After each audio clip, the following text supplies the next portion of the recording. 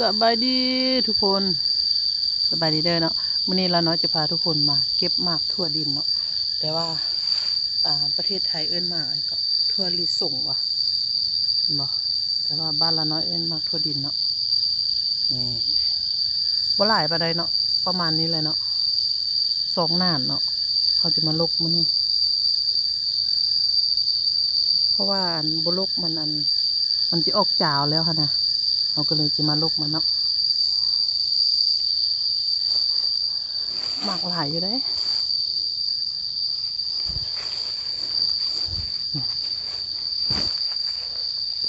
อู้โอ้อ๋อมึงไหม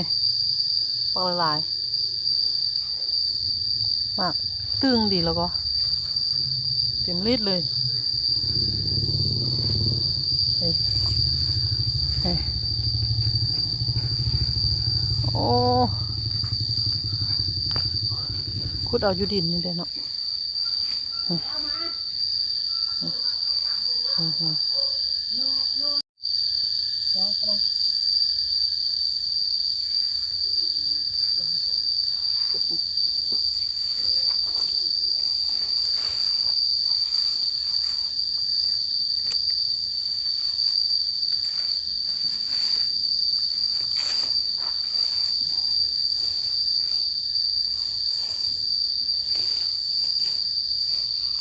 มันต้องจับครบเดียวภาษามันจะบ่ออกเนาะ1 2 3โอ้ก็เขาเป็นหลายอยู่เด้ตัวน้อยๆก็มากลูกอยู่เด้นี่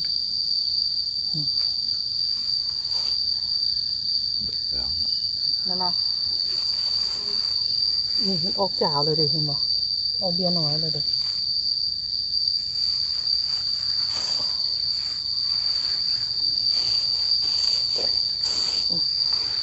โอ้หมากหลายอยู่นี่โอ้เห็ดบันใหญ่ๆเลย1 2นี่โอ้มาเลยนี่เอิ้นทำหมวนปิดนะโอ้ยพอขายบุ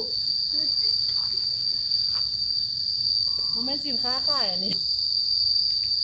ขายยังบ่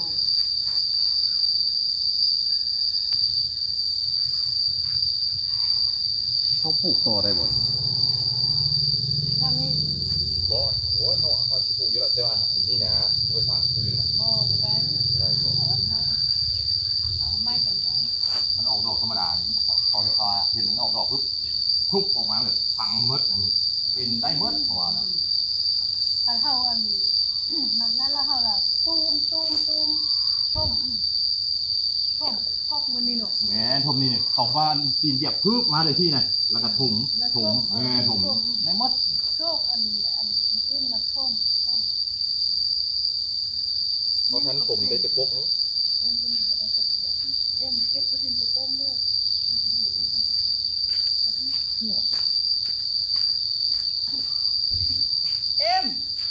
บ่แม่เก็บทุดินต้มน่ะเก็บทุดินมาเก็บเอาเลยเก็บทุดินมาต้มเดี๋ยวลูกๆมื้อบ้านมื้อเรือนมันพ่นซื้อ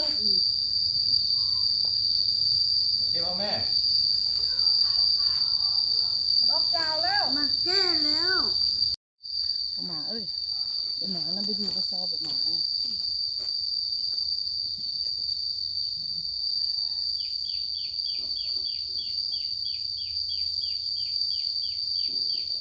เอาตั้งนี่ตั้งก็มีอยู่ตั้งโคตรย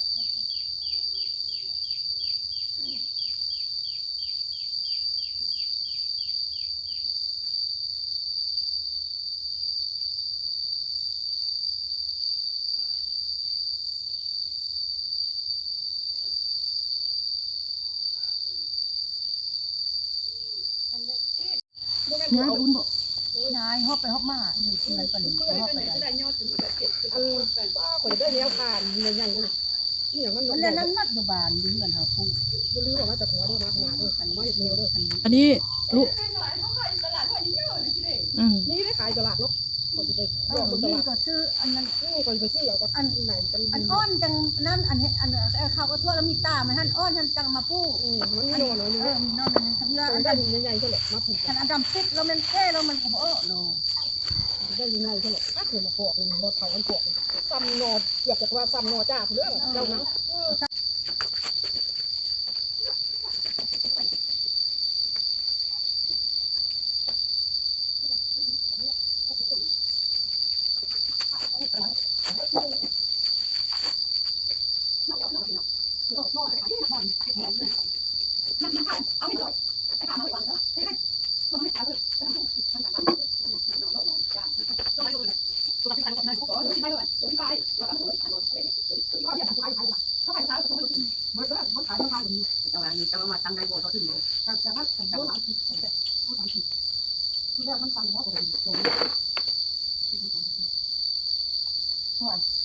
เดี๋ยวต้นดึงถุงไปแล้วนะ เอามันเนี่ยมันเตะแล้วตัวเนี่ยจะไปเอาเอง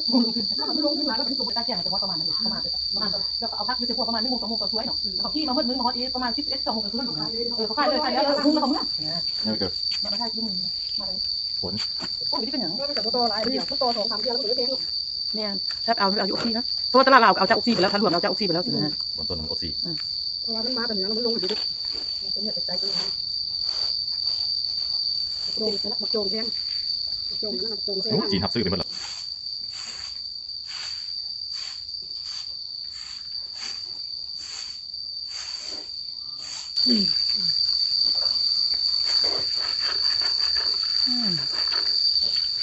แล้วนี่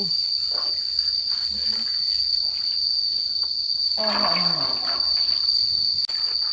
เอาไปดูนั่นเลยจังหวะ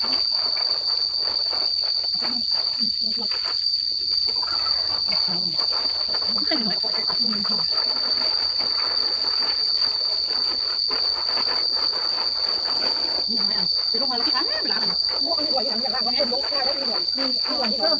เครื่องบอกว่าเครื่องนี่เขาเที่ยวอะไรดีดีหนุก